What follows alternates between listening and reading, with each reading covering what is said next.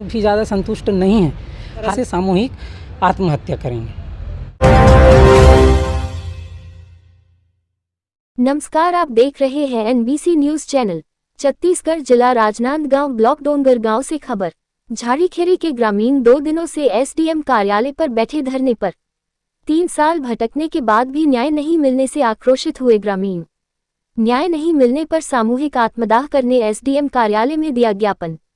अब खबर विस्तार से। डोंगरगांव झाड़ीखेरी के ग्रामीण सरपंच को तत्काल प्रभाव से बर्खास्त करने की मांग को लेकर सोमवार सुबह से ही एसडीएम कार्यालय डोंगरगांव में अपनी मांग लेकर पहुंचे, जिसके बाद संतोषजनक जवाब न मिलने पर रात भर टेंट लगाकर कार्यालय के सामने ही रात भर बैठे रहे।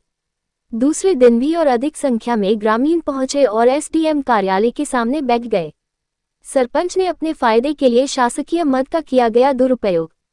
ग्रामीणों ने बताया कि पुलिया निर्माण, फर्जी हाजिरी, नाबालिग स्कूली बच्चे के नाम से हाजिरी जैसे अनेक मामलों की शिकायत जनपद पंचायत सीईओ, कलेक्टर एवं मंत्री से की जा चुकी है। कई बार शिकायत के बाद भी किसी प्रकार की कार्यवाही सरपंच पर नहीं हुआ है।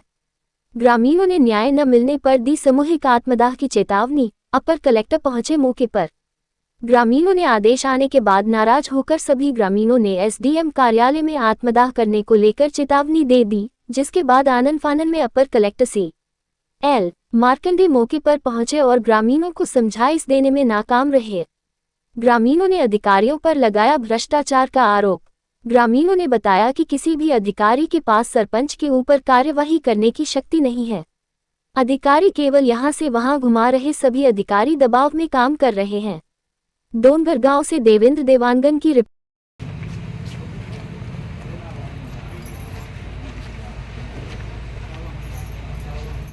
जी, हम लोग विगत 3 वर्षों से हम अपने न्याय के लिए बार बार एसडीएम से, कलेक्टर से, सीएम से गुहार लगा रहे हैं, लेकिन बड़ी मुश्किल से जब जांच हुई, उसकी रिपोर्ट बनी, तो एसडीएम साहब ने, जो पूर्व एसडीएम साहब थे, उन्होंने निर्णय देने से इनकार कर दिया था, निर्णय दे ही नहीं रहे थे। और जो वर्तमान एसडीएम साहब है श्रीकांत कोराम, उन्होंने जब निर्णय दिया है तो उसमें इस प्रकार का निर्णय दिया है कि ऐसा लग रहा है कि सरपंच का, शासन का, प्रशासन का पूरी तरह से मिलीभगत है। उसके हम इस निर्णय से एकदम भी ज़्यादा संतुष्ट नहीं हैं। हालांकि रिकवरी निकल रही है, लेकिन इस प्रकार की रिकवरी का क्या मतलब जब ग्रामीण ही संतुष्ट नहीं है। पूरी ग्रामीण जनता चाहती है कि जल्द से जल्द उन पे जो 420, 467, 468 जैसे केसेस लग रहे हैं, तो उनको धारा 40 लगाकर पद मुक्त कर दिया जाए। और अभी तक इस बारे में कोई भी संज्ञान नहीं लिया जा रहा है, ना ही कलेक्टर साहब के द्वारा, ना ही एसडीएम साहब के द्वारा। अब हम लोगों ने सोच लिया है कि कल जब मॉर्निंग से हम लोग खाना खा के आए हैं, अभी तक खाना नहीं खाए हैं हम लोग, पूरी रात यहीं पे रहे, यहीं पे सोए हैं। अब हम लोगों ने एक ही निर्णय ले लिया है कि या तो हम लोग पूरे एसडीएम साहब निर्णय ले दे, धारा 40 लगा दे और हम उसकी रिसीविंग कॉपी पकड़ के घर जाएं, या तो अभी हम एम्बुलेंस बुलाएंगे, फायर ब्रिगेड बुलाएंगे, सारी की सारी टीमें आएंगी और हम पूरी तरह से सामूहिक आत्महत्या करेंगे। या तो हम रिसीविंग कॉपी लेके जाएंगे धारा 40 की, या फिर तो हमारी लाश जाएगी। आपका नाम बताइए। जी, मेरा नाम गोलू साहब है। एसडीएम कार्यालय में जी, तो आप लोगों का मामला सुलझा कि नहीं सुलझा है सर। क्या मामला था? यहाँ पे 40 का धारा लगाना था भ्रष्टाचारी सरपंच के ऊपर, लेकिन सरपंच भ्रष्टाचारी किया है, लेकिन उसका अभी तक 40 का धारा नहीं लगाया, उसको बर्खास्त नहीं किया है। इसमें हम लोग को जानकारी मिल रही है कि वसूली के लिए आदेश किया गया है, तो इससे जी आप लोग जी संतुष्ट नहीं है क्या? नहीं है सर, संतुष्ट नहीं है। उसमें मास्टर रोल जो जारी किया है ना सर, उसमें पूरा फर्जीवाड़ा है, उसके प्रति कुछ कहीं नहीं कर पा रहा है। 420 है। ये मामला कितने दिनों से चल रहा है? 3 वर्षों से चल रहा है सर।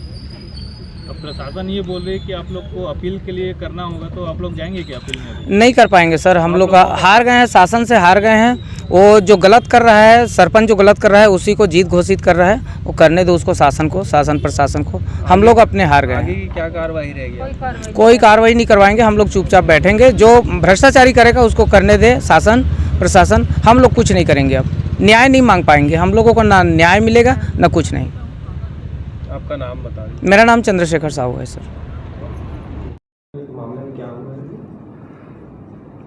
जनपद पंचायत छुरिया के ग्राम पंचायत झाड़ीखेरी के सरपंच के खिलाफ में ग्रामवासियों के द्वारा जो शिकायत की गई थी, उस शिकायत में तहसीलदार और उनकी कमेटी के द्वारा जांच किया गया, जांच करने के बाद मामला एसडीएम डोंगरगांव के न्यायालय में चला और न्यायालय के द्वारा उसमें आदेश पारित किया गया है। आदेश में एसडीएम साहब के जो आदेश है 14/10/2024 को उन्होंने ऑर्डर किया है, जिसमें लगभग 18,60,000 राशि की वसूली के संबंध में उन्होंने डिसीजन दिया है। और यहाँ के ग्रामवासी झाड़ीखेरी के कल रात से एसडीएम कार्यालय में यहाँ पर धरना दे रहे थे और आज कलेक्टर साहब के निर्देश पर मैं यहाँ उपस्थित होकर के ग्रामवासियों को समझाइश दिया हूँ कि मामला जो ऑर्डर हुआ है, इस मामले में सरपंच के खिलाफ में जो ऑर्डर हुआ है एसडीएम कार्यालय में, उस ऑर्डर के खिलाफ में आगे कलेक्टर न्यायालय में अपील किया जा सकता है और जिसमें विधिवत सुनवाई पश्चात तो विधिवत आदेश सक्षम न्यायालय के द्वारा उसमें जांच कराई जा करके या फिर सक्षम न्यायालय के द्वारा जो निम्न न्यायालय ने जो ऑर्डर पास किया है उसके बारे में विचार कर सकते हैं। तो यहाँ पर उपस्थित जितने भी लोग यहाँ बैठे हुए थे कल रात से, उनको समझाइश दी गई है और जो एसडीएम न्यायालय ने जो आदेश किया है उसकी अपील करने के लिए हमने समझाइश दिया है, ताकि जो प्रक्रिया के तहत विधिवत न्यायालयीन प्रक्रिया के तहत उसमें कार्रवाई किया जा सके। सर, दो सवाल थे। एक तो 3 साल से ये केस पेंडिंग रहा, मतलब उस पर डिसीजन नहीं हो पाया था। सडनली अभी डिसीजन आया, फिर ग्रामीण उसमें नाराज हो गए और फिर प्रशासन अब बोल रहा है कि उसको अपील करना चाहिए, तो उसमें फिर ग्रामीण अब वोटिंग के लिए भी बोल रहे हैं। न्यायालयीन प्रक्रिया में तो वही है कि जो निम्न न्यायालय ने जो ऑर्डर किया है उसका सक्षम न्यायालय ही उसकी सुनवाई करेगा और गुण दोष के आधार पर उसका निराकरण करेंगे। सर, जो भ्रष्टाचार के जो आरोप लगे हैं उसमें कई अधिकारी भी शामिल है, ऐसा बता रहे हैं ग्रामीण, उन पे क्या कार्रवाई होगी? वो तो जो न्यायालय ने जो ऑर्डर किया है उसके हिसाब से उन्होंने 18,60,000 रुपये का उन्होंने वसूली का आदेश किया है। जो भी अनियमितता, वित्तीय अनियमितता पाई गई है उसमें वसूली के ऑर्डर अनुभागीय अधिकारी डोंगरगढ़ ने किया है।